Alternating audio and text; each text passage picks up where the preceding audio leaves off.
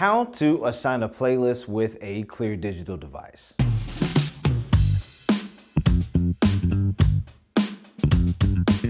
Our first step is to, of course, push a playlist to this specific device. We'll move over to my laptop because I'm already logged into show.getcleardigital.com, and we'll go on the full screen. Our first step is to select playlist on the left-hand side. We have the ability to create a playlist, give it a name, choose the device that we're pushing this to, as well as the aspect ratio. But within this example, I've already chosen landscape. I already have my content ready to go. From here, I can have the ability to assign animations to my text as well as my objects. That way, if I want them to, of course, fade in or pulse in, I can assign the action.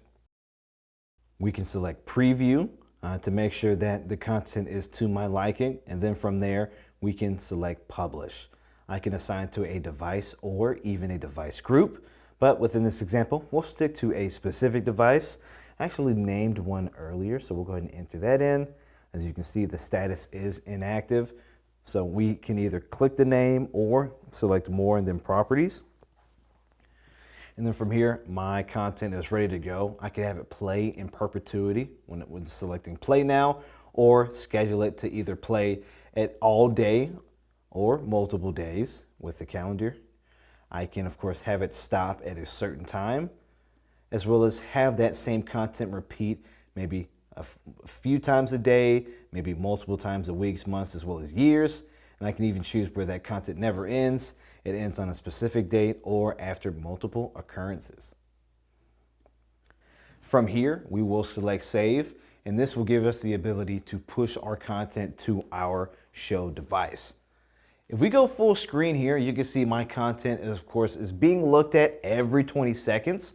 So whenever we push that content directly from show to our show device, it will, of course, import it and cycle through.